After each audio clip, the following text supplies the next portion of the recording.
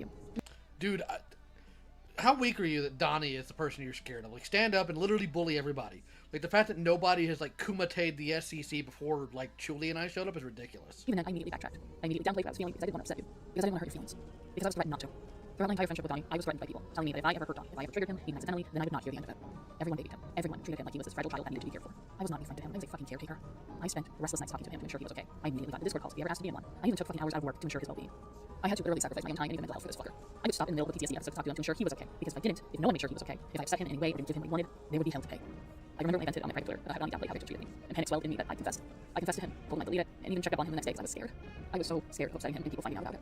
I was mentally exhausted. In fact, I'm ashamed that 99% of my conversations with Donnie were of me opening up to him. I was so vulnerable to him because being vulnerable was all I could fucking do because Donnie would talk about trauma and nothing else. And I felt like the only way to connect with him was by opening up to him, which I fucking regret now because of all this shit. I bent my back backwards and groveled on the fucking floor for him, and this is what I got in return. And I know there are going to be people out there saying it's not Donnie's fault. It is. I am so tired of him getting away with this. He knew. He knew he was being treated like a child. Have you noticed how Donnie talks? Have you noticed the way he types? He acts like a child himself. He's not. Donnie is the same age as me. He is 26 fucking years old. He's been an adult since 2017. He is a grown-ass man. Everything he has done was of his own fucking volition. Everything. I was never given a pass. My trauma was disregarded. His wasn't. Everyone respected his boundaries and triggers. Mine weren't. Everyone coddled him when he was hurt by someone. I was told to get the fuck over myself. It's not fair. And he knew. I vented to him Not so much fair. more the treatment I got from There others. was And he time treated now. me than I ever fucking was throughout my life. He did this. He created the threat. He downplayed my trauma. He painted You're the me one who like did an this, abuser. Lyle. Ah! I told him. My deep-seated fear was that I was secretly like the people who abused me. And I truly was. The reason why he was babied in the SCC because he had this stuff we voice and he has PTSD and trauma and everybody wants to be part of his polycule. Like, I side-eyed that freak the minute I noticed him. Like, something's wrong with this weirdo. This terrible person. And he did exactly that. He knew my deep-seated fear of people outing my trauma behind my back. And he let people do exactly that. He claims that I'm gatekeeping him from kidding, an alleged coping mechanism. What does he do? Gatekeeps me from being a fan of Hollywood Undead or Camp. Media that helped me through my darkest times. My coping mechanisms. Oh my god, who cares? He claims that I disregarded his trauma and triggers. Yeah, what does he do? He downplays mine and overall disregards my trauma. Tell me he doesn't fucking know the double standard between me and him. I dare you. Because imagine it. Imagine if I did all this to Donnie. What the fuck do you think they would have done to me and Michael? Because I'll tell you. It would have been cloak and dagger call all over again. There were moments in that call spent berating Keyblade as Donnie loved him. Donnie cared about him, but he hurt Donnie. He betrayed him. The exact same thing would have happened to me. But not with Donnie. He gets away with it. Which is why I ain't staying silent anymore. I have my own allegations towards Donnie, and unlike him, I got the fucking receipts to go along with it. I have 4 claims, 2 of which are Donnie disrespecting my trauma and boundaries. The worst one is Donnie outright taking advantage of me. Let's begin. This event happened in a Discord call. I obviously didn't record it, seeing as who the fuck would secretly record private calls? I don't. That's especially if it's personal, private, 2 buddies just casually talking. And given me and Donnie were in a lot of Discord calls, I did my best, but I think I found the text conversation we had before hopping into this call. For context, Donnie made a statement either in a Discord server or social media where he claimed he was feeling suicidal and he was spiraling. This was during the time where I worked nearly a 13-hour shift, and it was close to me clocking out. I was exhausted, suffice to say, and if you don't get enough hours of sleep, trust me, working that long of a shift is draining.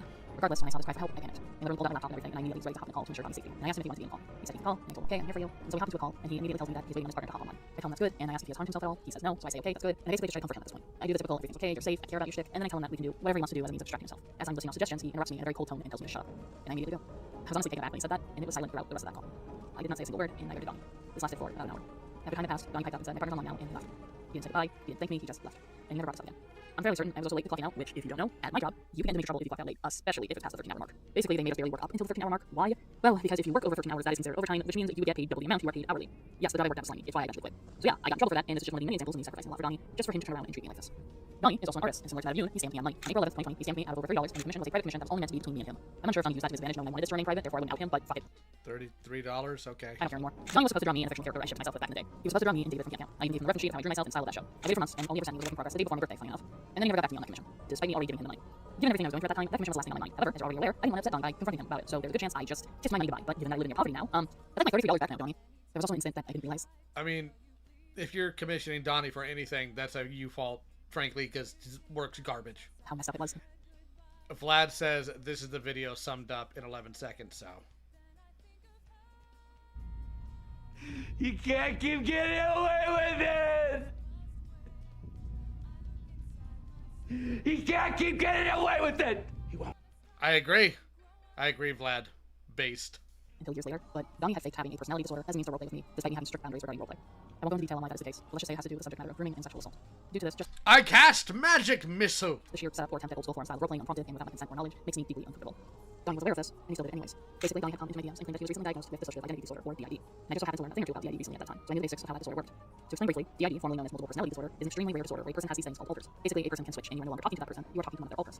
Donnie faked having DID as a means to pretend to be this made-up individual, and by definition, roleplay with me. He did this more than once.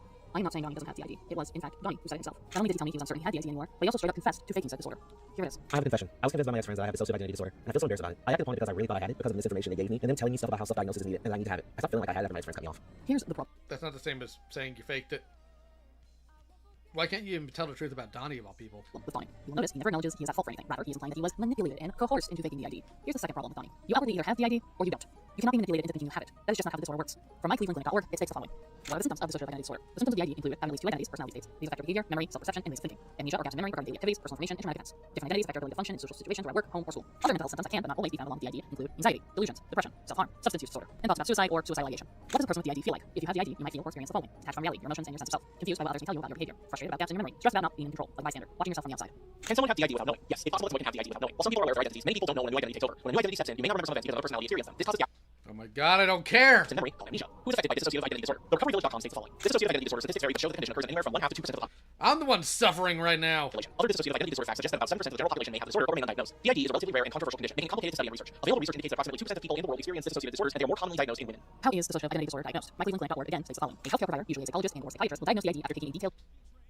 I'll tell you what, Monstrous, do you want to call in and give your opinion on all this? Give it to the chat.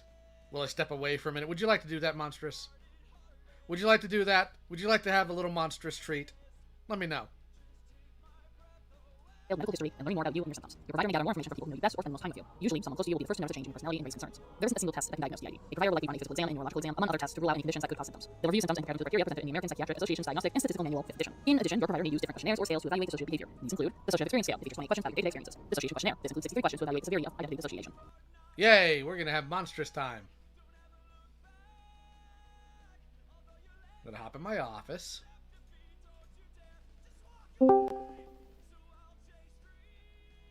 And we wait the Monstrous.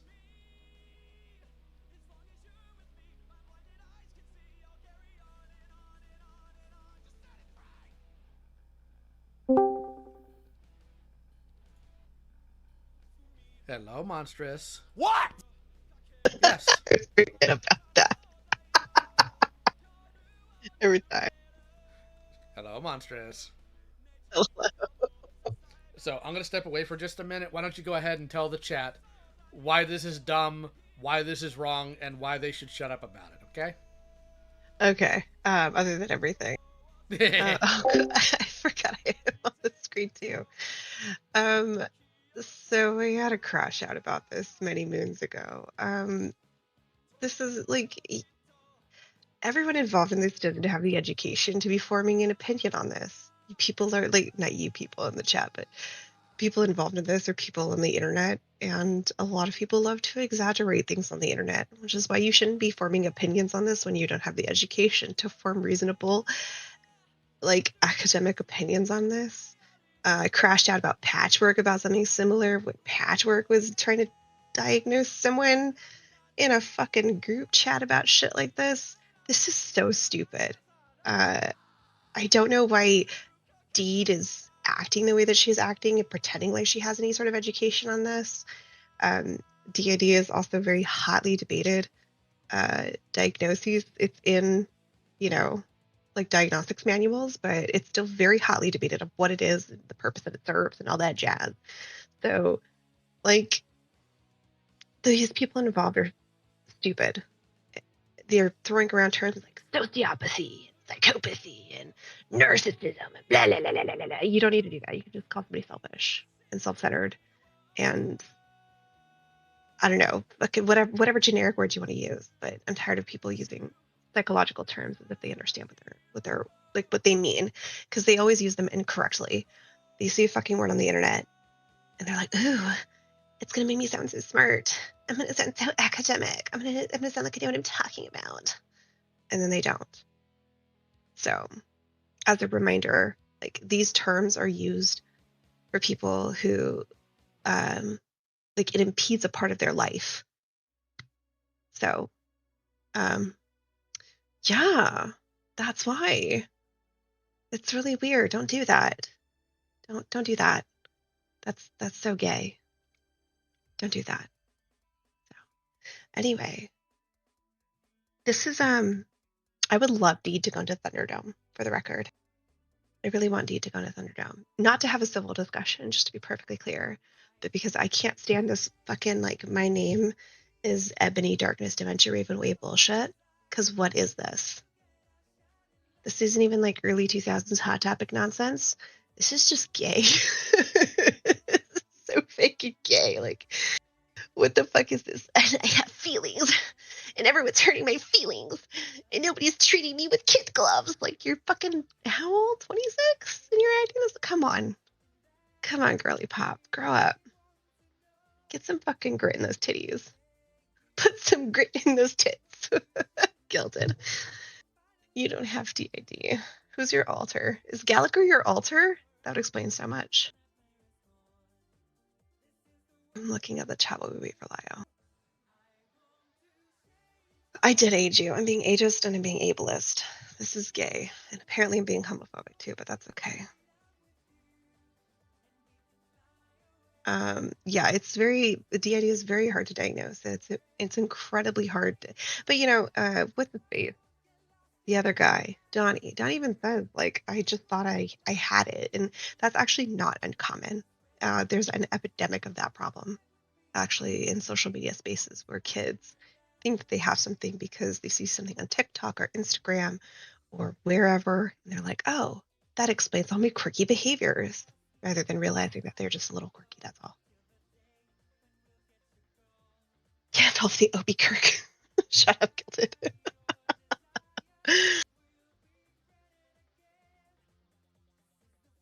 I mean, yes. I'd love to see past debate indeed about DID. Oh my god, we miss. That would be funny.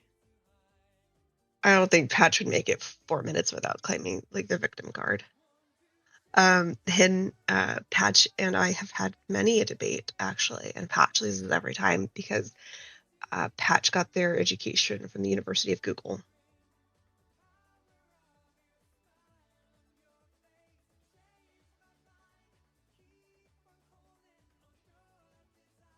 Oh my lord. Oh, by the way, the old man died. So this is my stream now. This is my server.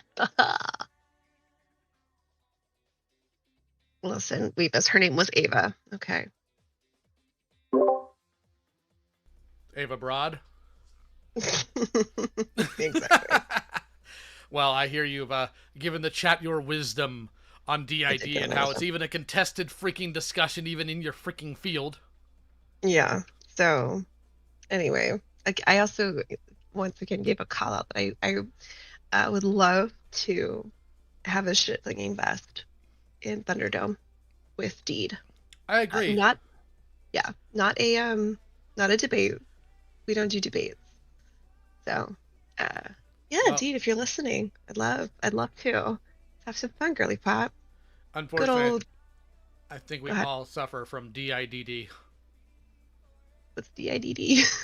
Deed is a doofus disorder. Yeah, she'll never come in. I don't expect her to. She thought you were scary, and you were playing Rito in the background of the call. She's gonna piss herself. I'll be sitting in my car drinking my Starbucks, and she's like, "Why are you calling me a name?" I had to actually censor myself there. I'm sorry. I almost forgot. Right. Well, I will be sure if I'm in another call with them to forward that to them and tell them to do it or no balls. Bless. Someone's asking for an invite to Thunderdome. Can I put that somewhere?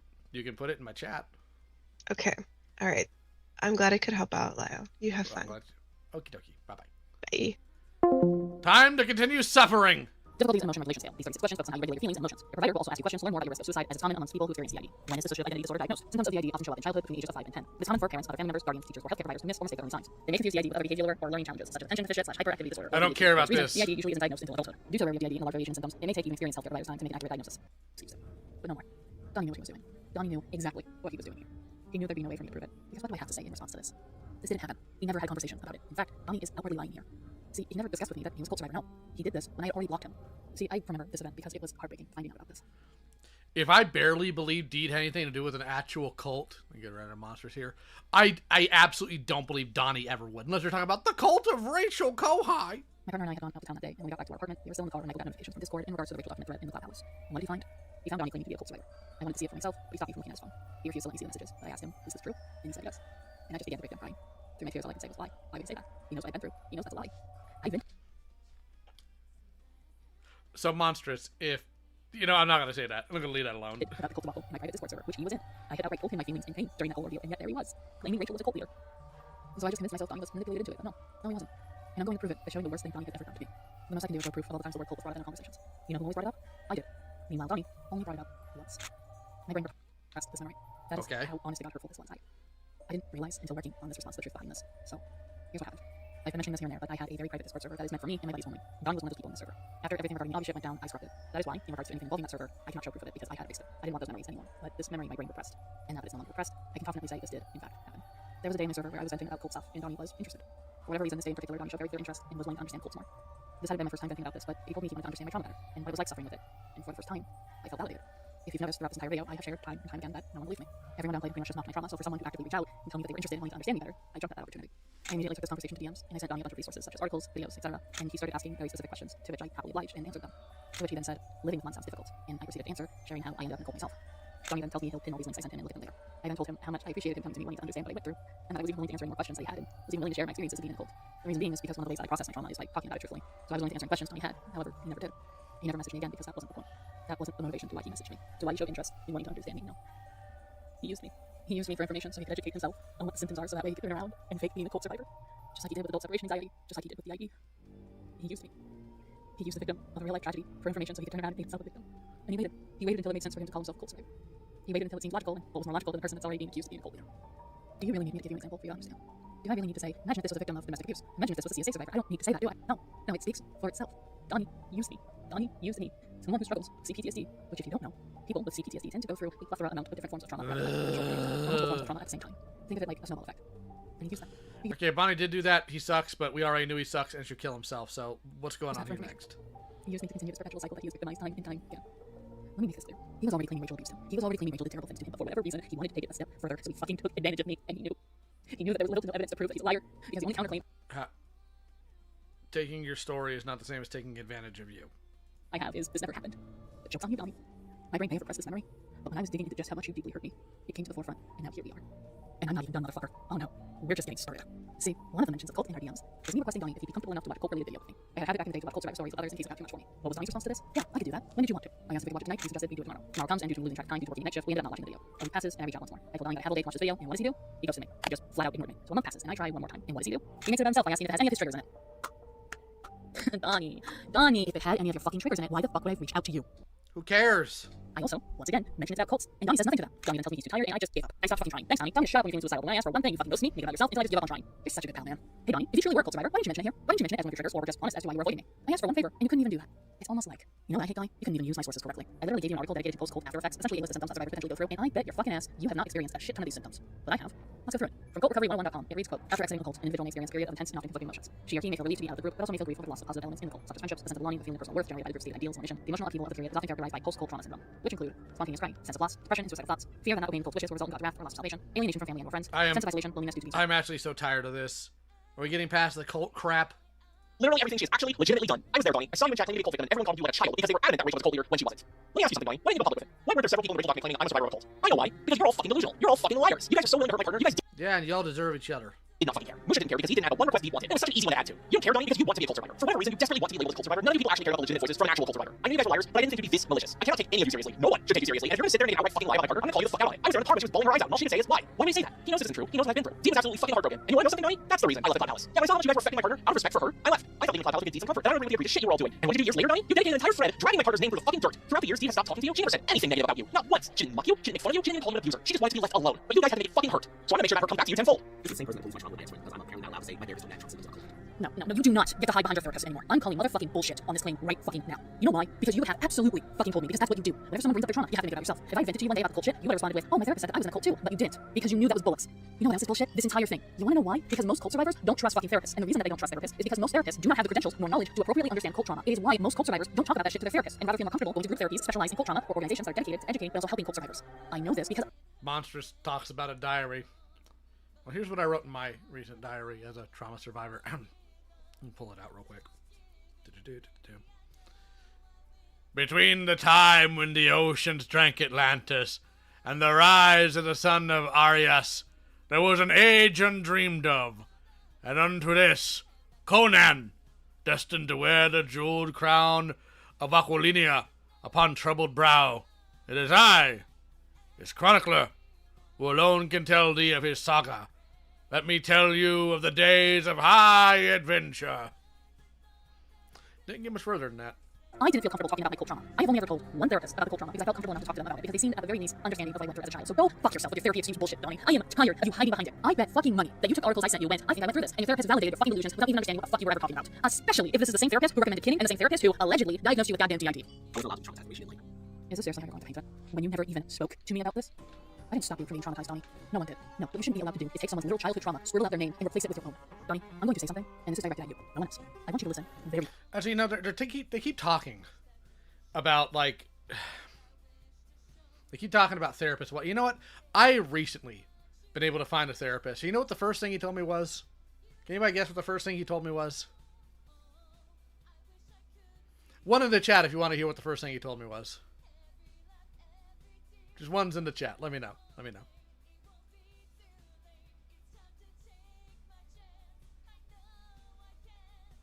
I will wait.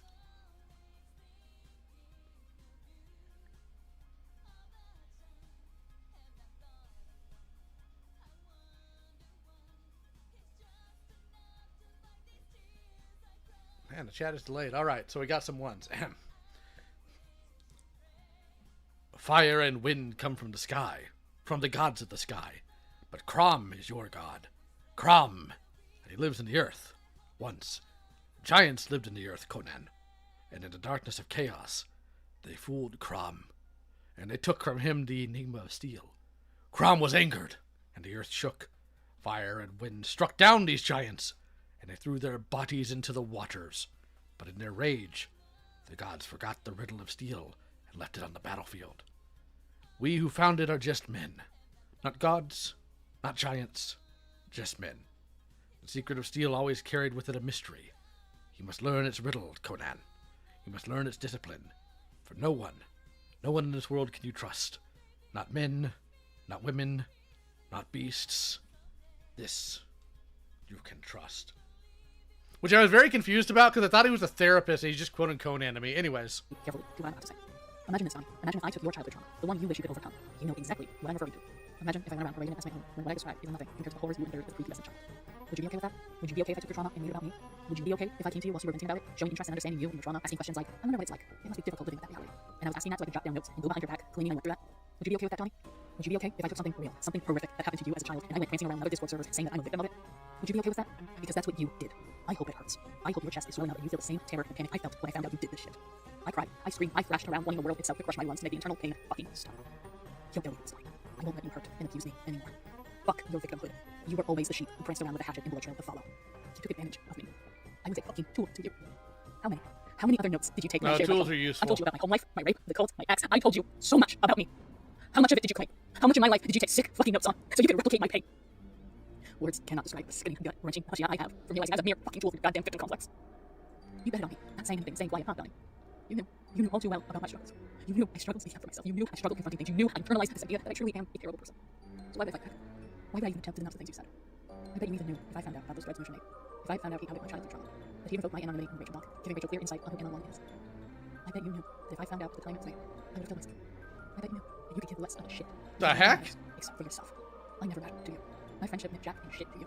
I'm going to step in and stop anyone who thinks they can excuse Donnie's behavior here. I know there were some people saying that he just wanted to understand, he just wanted to learn more. Bull fucking shit. He never ever told Dee he was a cult survivor. He was never fucking honest about his intent behind reaching out to Dee. He waited until she was in a bad mental state, mind you. This is slangy as fuck. This is nefarious, because let me tell you why. He could have researched this on his own, but he actively went to a victim, wanted to hear their story, wanted to get articles of survivor agree with, so he created this fictional trauma of his, so he could convince people that he too is a genuine victim. I just need you to understand how utterly fucked it is. Imagine if this was someone struggling with alcoholism or any other mental disorder. Imagine if Donnie went to someone with legitimate DID or adult separation anxiety, and he asked them, I want to know your story. I want to know what you went through. Can you give me resources? I want to understand what it's like suffering through it. And when they give him the resources, he ghosts the person and then turns around and claims to be a victim of what they described. That is outright what Donnie did. He never approached Dee again about this topic. He got what he wanted, and he fucked off. And whenever Dee vented to him, he probably just wrote fucking notes on it. This was not coming from a place of understanding himself or even Dee. This was coming from a malicious place, and I don't want to see anyone excuse it. Full stop. That being said, Donnie, I'm going to be frank. Watching you take Dee's trauma and paint it as your own is disgusting. Further makes up by the fact that you fished it out of her. I know you got your cult trauma from Dee, just like I know where you got the idea that you had DID. You didn't even need to do this. I know you have had enough traumatic experiences in your life, so the idea that you would victimize yourself further baffles me. This is an insult to actual victims. What you did is how others parody victims. I believe you were fed false information from the Cloud Palace, many others, but your actions towards Dee and your treatment of these real, actual symptoms and mental issues have shown you just how much you really care about both. Get help. Get real help. And stop fucking self-diagnosing. But why?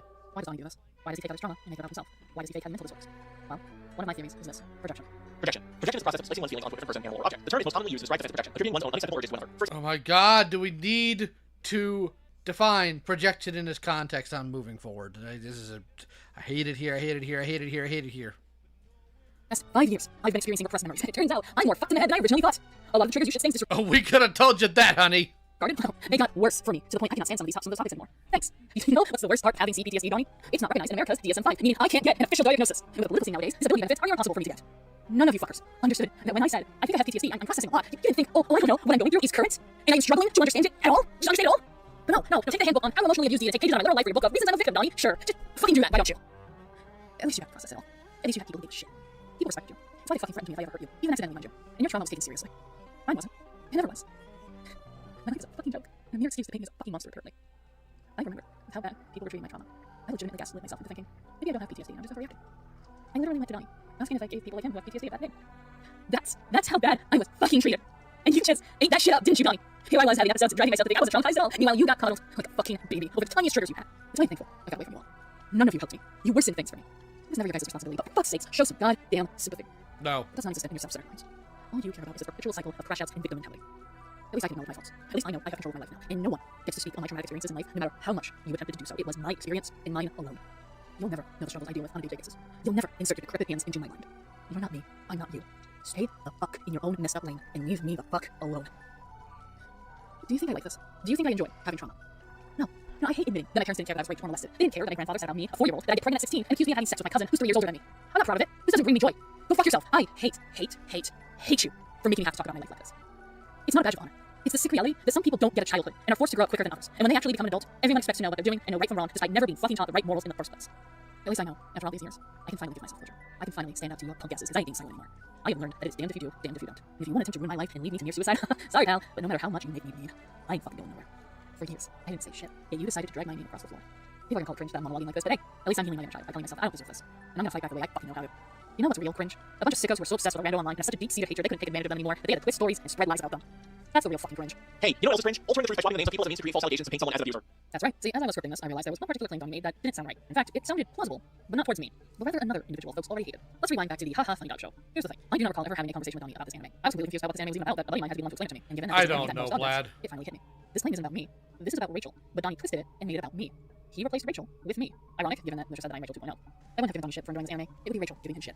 I'm not going to go into the details as to why, because that's her business, not mine to air out, but yeah, I will clarify. This is a theory, but I have a suspicion that this is the case, because again, I had absolutely no recollection of this. There were no messages in our DMs of this ever occurring, and again, with stuff that I know about Rachel, and I know Donnie had a fallout with Rachel, so it makes sense that this is about Rachel, not me.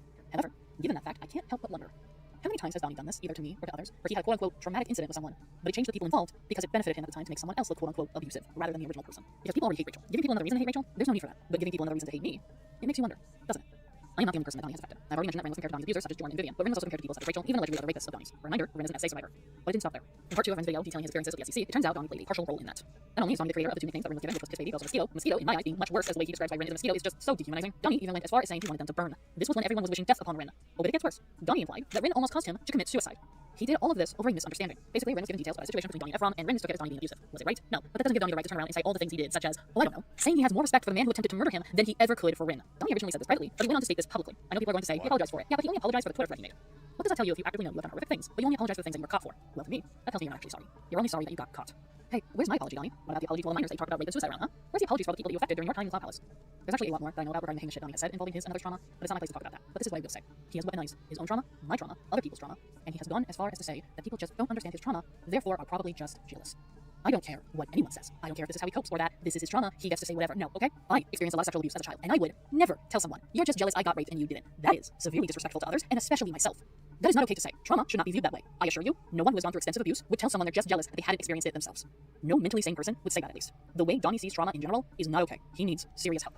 Only if you feel comfortable doing so. I find it ironic Musha, the person who brought these allegations to the public, is the one telling Donnie this, but here's the thing, Donnie didn't need to. Musha did it for him, but it is terrifying to know that if Donnie did come out about me, with little to no evidence to back up his claims, mind you, there still would have been a barrage of people siding with him, and for all I know, my career online, my reputation online, shattered with just a single post. No,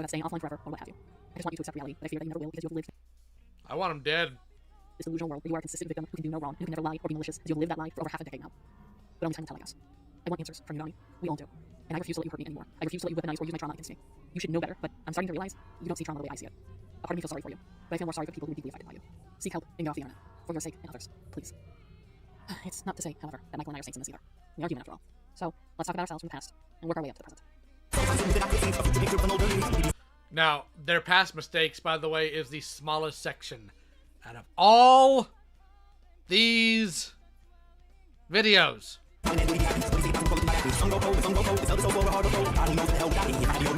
So one thing that I think I should talk about is my own mistakes within the SCC. It's going to be impossible to avoid speaking about. I'm sure I've wronged plenty of people. I don't feel this segment is going to be enough for repairing the damage I caused. However, I have been apologizing to people both publicly and privately, and I'm still willing to do so. Everyone deserves closure, and I'm not going to be the guy who keeps it from anyone. To start, I know at this point in the video, we've discussed my numerous mistakes towards Steve. It should go without saying, in the early years of our relationship, I was not good towards her, as shown throughout this video. I fucked up majorly in a lot of areas due to my selfish desires in making everyone be friends, because putting it bluntly, that was the deluded fairy tale I was living in. I also, at one point, believed Susan.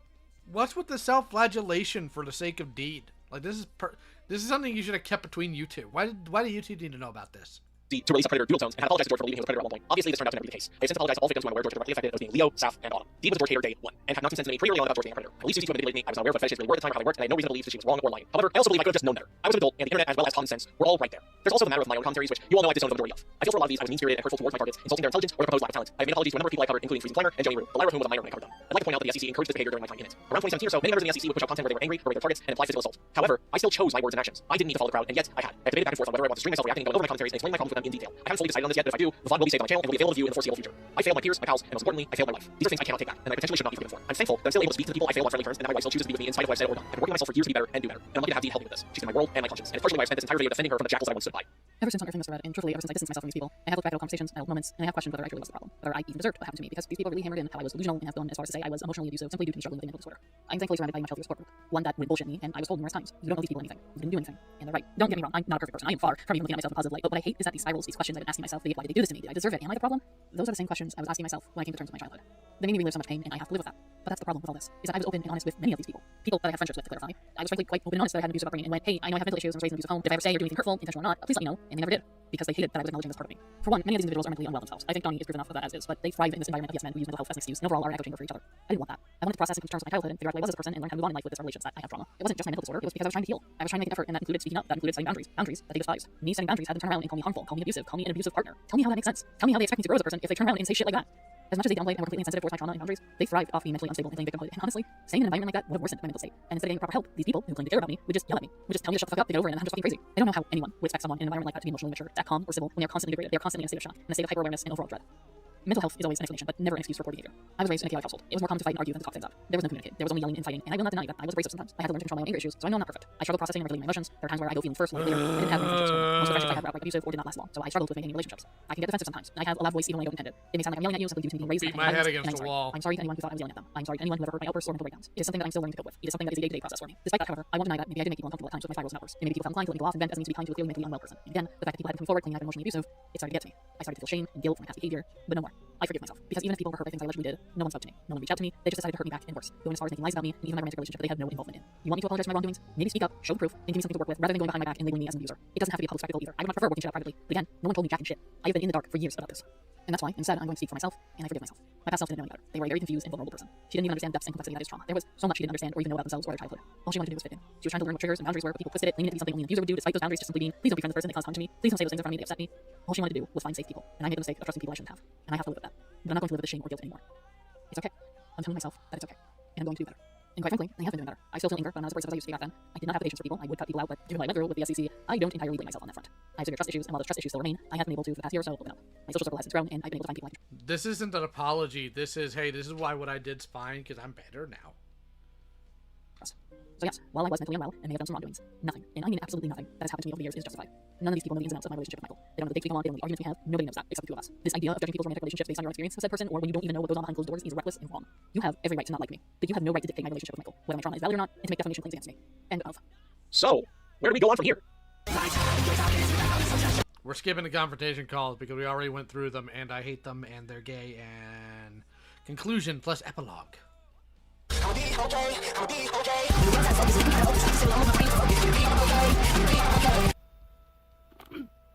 Another skit.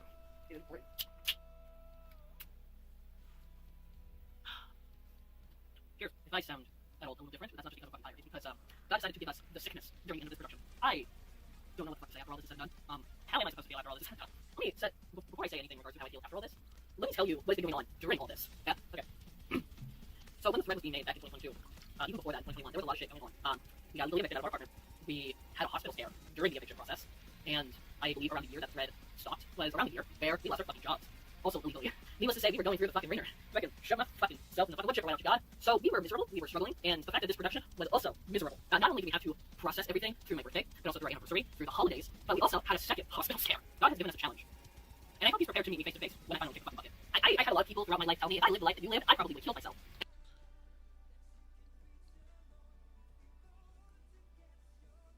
The arrogance you have to state that you hope God is ready to face you. Oh, where were you when he laid the foundations of the earth? You're not a threat to anybody. Like, if you're shaking in a call against me, what are you going to do about God? You going to do an exposed document? You going to do another, 9-hour video on him? And I haven't. That's a legitimate thing people have actually told me. I don't know whether to take it as an insult or a compliment, but goddamn, I sure tried. I still struggle with suicidal ideation, but after having your loved one cause bruises on your body to stop you from ending your life, that is not something you are proud of, and you kind of just go, yeah, I'm done. I'm done trying. I don't try to bring that up lightly. I don't. This is my first time ever talking about this shit. That's another thing I'm kind of fucking gonna do is a lot of stuff that I talk about was stuff I wasn't ready to talk about, or I waited for the right time. You guys may struggle seeing it, but I think the biggest flaw in this entire video. See this? These are Funko Pops. Above everything else, this is why they should not be listened to. But now I have to talk about all this shit about my childhood. I have to talk about all this suicide attempts and shit like that. It's genuinely not a fun thing. I'm just laughing at it. Laughing at the pain is kind of what has helped me. I've kind of been quiet in the past 5 years of what I've gone through. What do you mean the call part is new, not the ones I watched? What confrontation calls are they then? Like, no, seriously, tell me what is new about these calls? Because I'm gonna backtrack to them. All right, we'll see if that's true. Let's see here.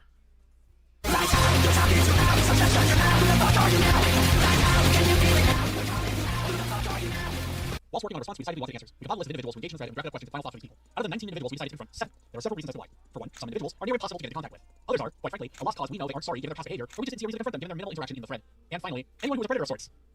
Yeah, we don't need answers from them. Their actions have spoken for themselves. So, who were the 7 people we decided to confront? Well, it's probably obvious by now, but I'll listen up anyways. The people we wanted to confront were, as of 101, Slayer, Sarates, Jace, Scarlet, Nusha, and finally, Donnie. Out of the 7 people we reached out to, only 4 agreed to a confrontation call. And you may have noticed the people who caused the most harm declined. And we're going to talk about that. Just as a quick disclaimer, the confrontation calls alongside any comments or thoughts we have afterwards will be in a separate video because Jesus Christ! We are not expecting this video to be as long as it already is. If you wish to listen to these calls, we highly suggest you finish the video all the way through before hopping off. The reason we are talking extensively about the people who declined is because not only do we have a few words for them, but the way they went about declining the calls were batshit cowardly, and their piss-ass responses need to be known because it proves that they aren't sorry for jack and shit. Scarlet, Otaku. So I attempted to reach Scarlet both on Twitter and on Discord. I was met with silence on both ends, which I can't say I was terribly surprised by. How do we know she declined? She blocked me on Discord shortly after I sent the message. Glad to know I wasn't worth reaching out to when you perceived me as an alleged victim, but also today when I just want fucking answers and accountability from you, Scarlet. If Scarlet's response to Realm Wars, both the Chewie statements regarding King Monroe being a predator, and to Realm Wars revealing that conversation truly has taught me anything, it's that Scarlet would have no responsibility if it dug, shoved, and buried her in a 4-foot grave for her 3-foot body and shallow, unfeeling. So, what about this is new? Because these are literally the same people from the calls the other time. So, we're going to go back to the conclusions, since this clearly isn't actually anything new. The second hospital scare. God has given us a challenge. And I hope he's prepared to meet me face to face when I finally kick the fucking butt. Yeah, so even though I kept my fucking mouth shut because I thought keeping my mouth shut and get those fuckers leave me alone, that did not occur.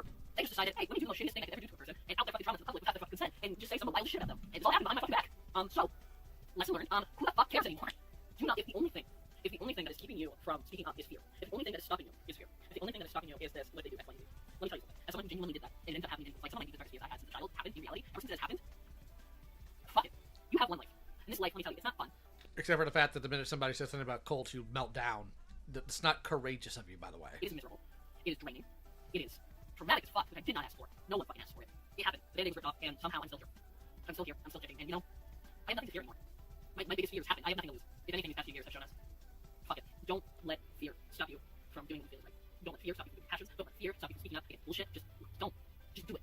I didn't think I'd make it far in life, and I kind of just... Yeah, do it if it's about you, but if it's about children being harmed, be scared. Well, I made it this far. I should probably try to do something with my life, and that's when I found filmmaking as a thing I never considered. But I kind of looked into it more, kind of got inspired by fucked up that is sharing media, watching films that really provoked an emotion in me right then. Wow, this film's fucked up. I like how it's fucked up. It reminds me of my fucked up childhood. I kind of want to do shit like that. And so I wanted to. I still do. I want to make documentaries about my life, particular moments that happened that occurred. I like raw, unfiltered shit like that. I want to make short films. I want to make full production films. I want to make web series, TV series, a bunch of just projects involving writing, filming, all that type of shit. And if you noticed throughout this video, we did that, and I chose to do that. So if you hate it, you can be mad at me. You can hate me for that.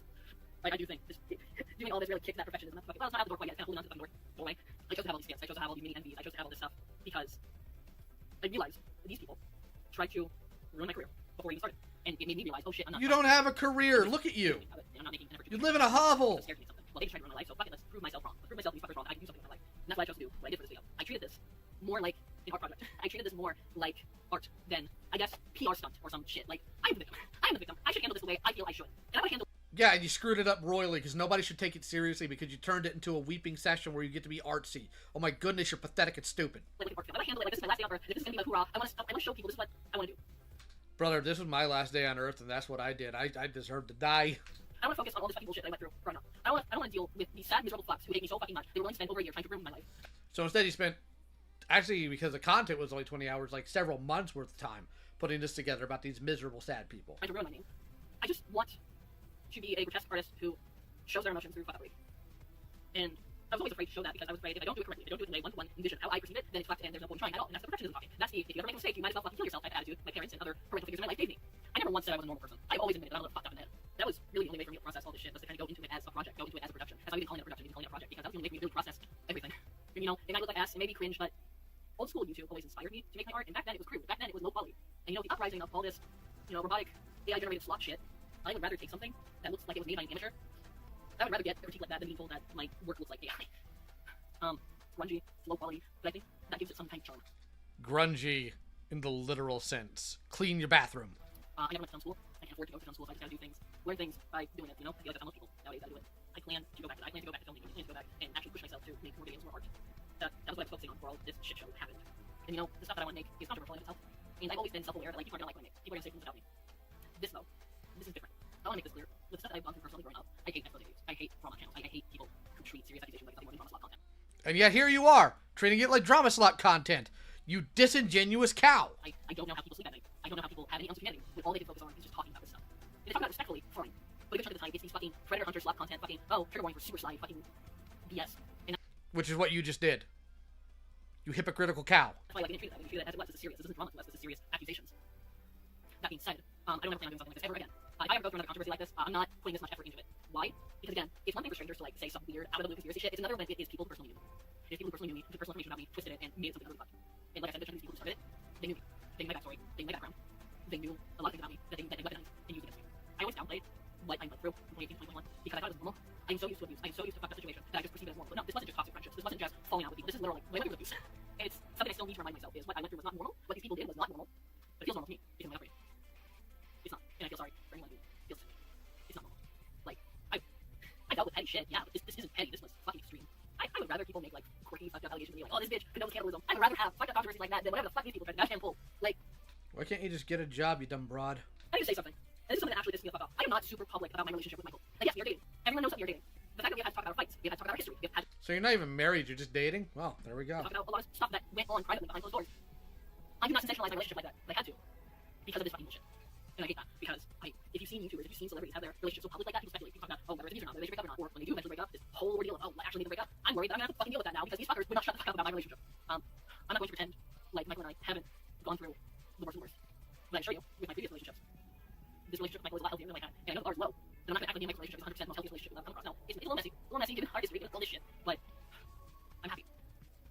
I've never seen a man who didn't give up on me like Michael has. Even at my lowest, even when I said shit to him that, quite frankly, I can see his hurtful, I can see his, like, fucked up. He never pulled the shit my exes pulled. He never. When I tried to end my life, he got aggressive with me, but that's because he was literally pulling someone away from trying to harm themselves. And I don't see that as embarrassing. I don't see that as shameful. I mean, it's embarrassing and a little shameful on my end, but I don't look at Michael exclusively of attention. Him doing that made me realize this man fucking loves me, and he is not going to give up, no matter what. I have been through everything in life. I've been through fucked up shit, and I've warned him time and time and time again. I'm a fucked up individual. I struggle with a lot of things. I know you say it will stick by me, but I've had people say that, and then they have crash out, yell at me, tell me fuck off. And so I expect people to give up on me. I expect people to just have a breaking point with me. And Michael never had that.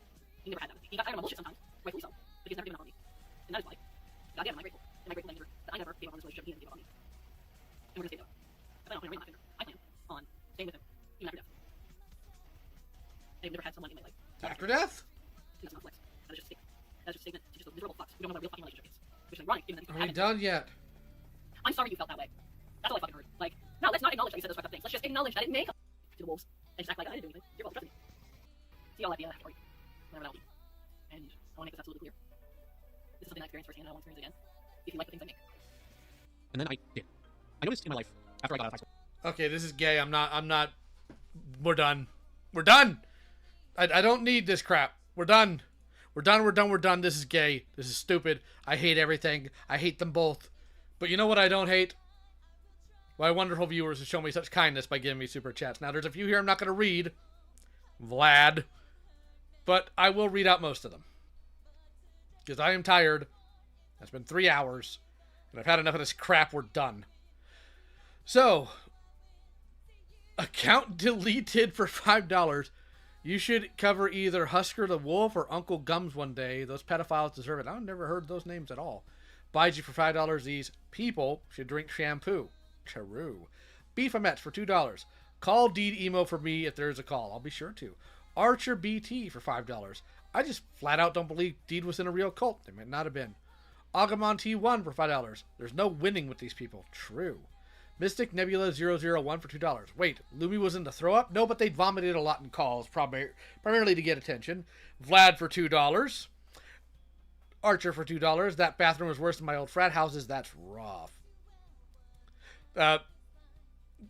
Hit 1 in chat if you want a story. It's a funny one, and then remind me what I just read, because I'll probably forget. Prince Piplup III for $2. Rocking back and forth. Peepaw, why? I don't know. Agamon T1, $5. All these detractors are always fat and can't clean their houses. Not inherently true. Gilipoo for another $2. Tycat for $5. Here, have a 5-year-old man. Keep reviewing those toys. I'm hoping to. Buddha Cat for $5. Ultimate grape review. Deed getting Backshot's attention. I did not need to see that. None of us did. Dean Draxon for $10. She is more than welcome to share her story because it's her story to tell. However, her using this to pretend to be a victim in a situation she wasn't is gross. True. Gilipoo for $2. Buddha Cat for $5. Easy solution. Yeah, I have the power of God and anime on my side. Okay. Ramby for $5. Claiming she's a victim because she was uncomfortable while proceeding to go expose everyone to the back shots. Very uncomfortable. Was crazy. True. Shatterstar for $2. My kingdom for Deed to learn how to audio balance. I mean, I can't talk too much about that, but I get it. Gilipoo for $2. Why can't these people buy a musket and do the deed? Can you actually... I guess you could kill yourself with a musket, couldn't you? That's dedication, though. Dean Draxon for $5. If you have such a deep-seated fear of people outing your trauma, why did you ever tell anyone? It was bound to happen eventually. True. True. 100%. Dean Draxon for another $5. If someone will diagnose DID, I think Dean needs to shut up. You absolutely can be manipulated into thinking you have it. Can people with DID do the multiform technique? I need to know this. Blinky Iris, hello, for $10. Never change, Lion Man. Never change. Who knows? Fake Heaton for $2. Screw Donnie. All my homies hate Donnie. Yes. Yes, they do. And that is fair. That is 100% fair to hate Donnie. I think it's a human right. Minty Goose Juice for $20. This stuff was painful. True. Unseen Smoke, $2. I must do the Hank Hill voice on your stream. Okay, I'll bring you on. Come on into my office. Come on, big boy. Get in the call. Since you want to do it so badly.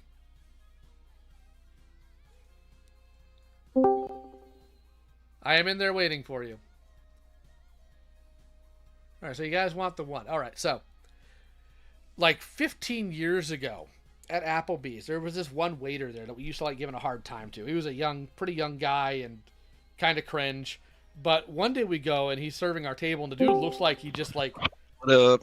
Yo, I'll finish the story in a minute. Go ahead and do your Hank Hill impression since you must do it. God damn it, Silver. That boy ain't right, I tell you what. All right, then. Well, thank you for that.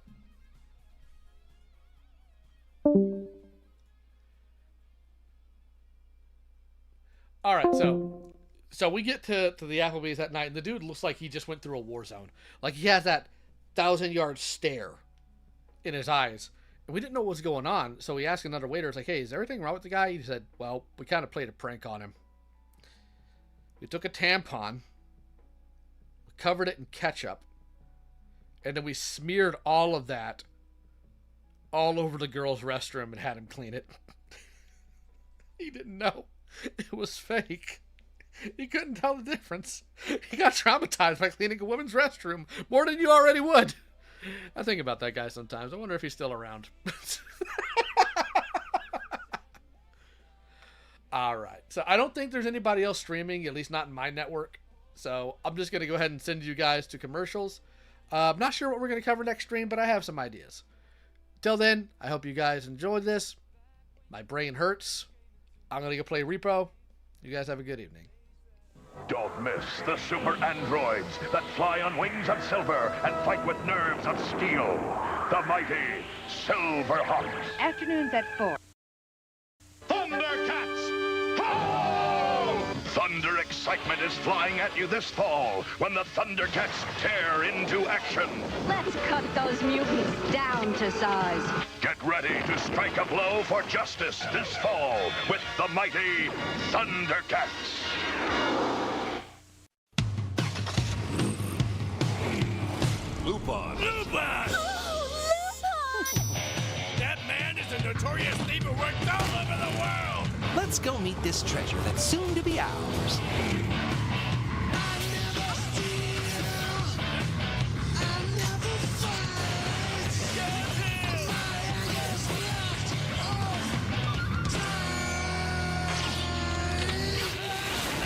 Don't say that I didn't warn you.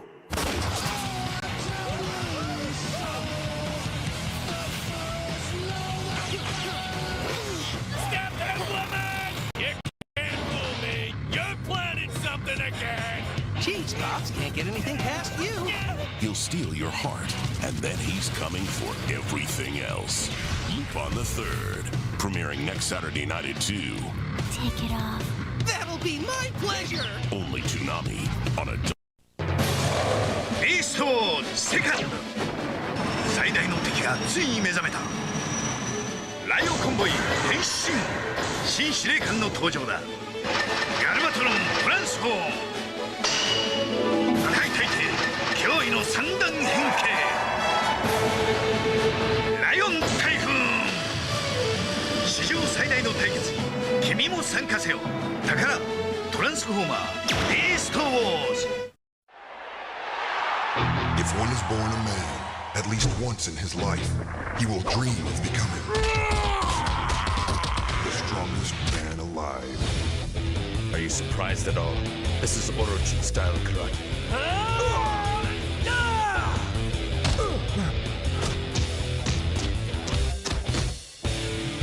That's it, baby. Come straight for me.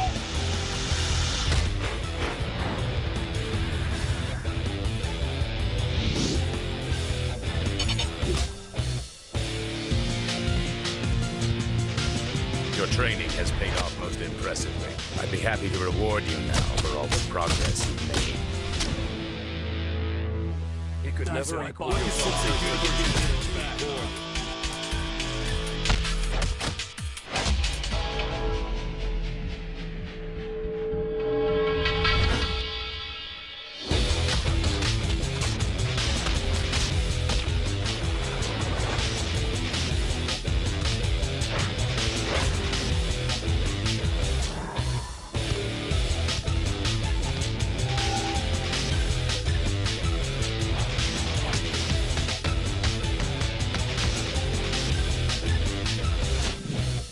What an adorable little playground you have here.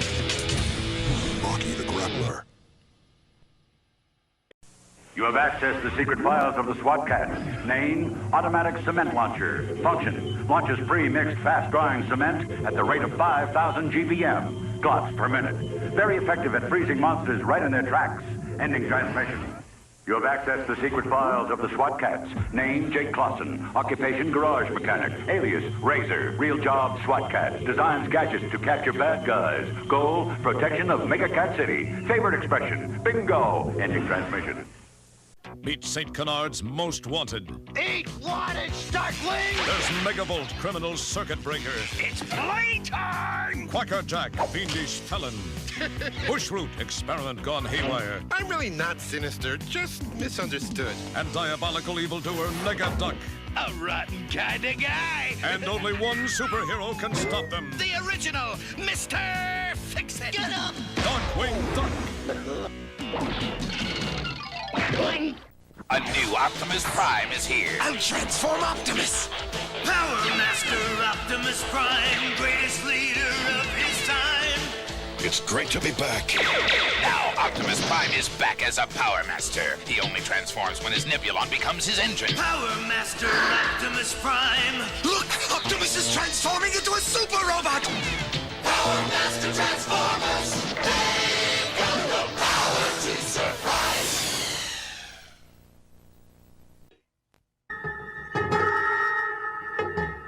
The Earth lies shattered and broken. A ruined wasteland that is now struggling to sustain life. Humanity is near the end after a devastating global meltdown. The oceans have been boiled away in nuclear fire. The land is charred and disfigured, saturated with deadly toxins. Life is a nightmarish struggle.